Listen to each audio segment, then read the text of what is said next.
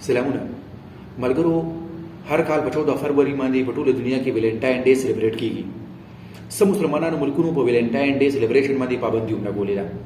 د ویلنټاین ډے حقیقت سره د دې تاریخ سره د نن ویډیو کې په دې اړه باندې یو څه خبرې کوم. اول ټول لومړی خبره دا چې دا یو عیسائی رومانوي تهوار ورته ویل شو.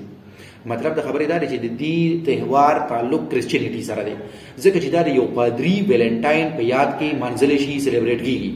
دغه پادری چې نوم یې ویلنټاین و، د نن 1500 یا 1400 کال مخکې تیر شوی دی او د باره کې بیا مختلف روایت مشهور دي.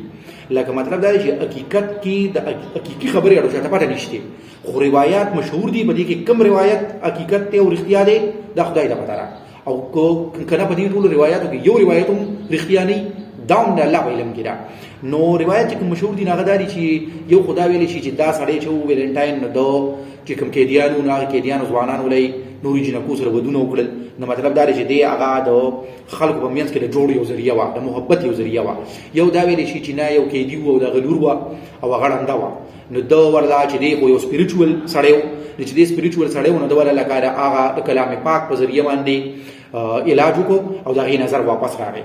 چې کله دا غي نظر واپس راغی نو دا محبت پیغام ورکو یا د محبت نټک یو خط ورته ولیکو. نه د دې وجنه دې ته د محبت رس ویل شي ویلنټاین ډے، او دا نومي ویلنټاین چې دی دا د پادری د وجه نه دی. خو په اصل کې دا چې په دې رسمانه خلک یو بل کارډونه ورکوي، د محبت پیغامونه ورکوي. نو په اصل کې دا خبره دی دا وایي چې دا شروع شوې د 18مې صدۍ کې د انګلند نه، چې په انګلند کې په دغه رسمانه یعنی په 14 فروری باندې خلکو یو بل لپاره تبا د محبت اظهار کو، د کپرس به یو ځای کېدل او یو بل ته په دغه رسمانه د محبت خپل اظهار کو.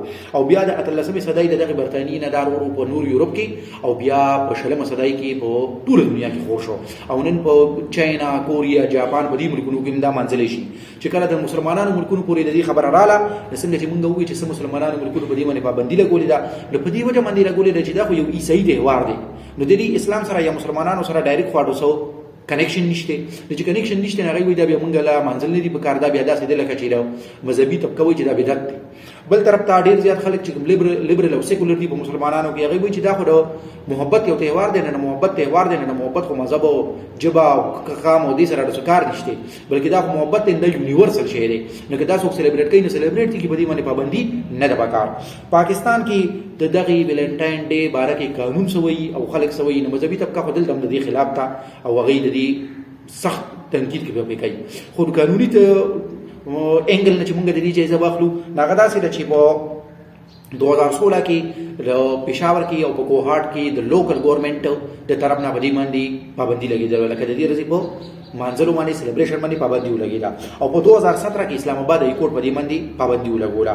او په 2018 کې بیا پیمرا چې پاکستان الکترونیک میډیا ریګولیټری اتھارټي چې میډیا چینل ټولي ریګولیټ کوي، هغه حکومتي اداره چې دا نه هغه ټول چینل ته یو آرډر جاری کو چې ویلنټاین ډے ویشز چې کوم نه تاسو په چینل باندې مو ورکوي، یو څوک دا کوي مو نه تاسو هغه براډکاسټ کوئ، ما هغه نشریات مکوئ.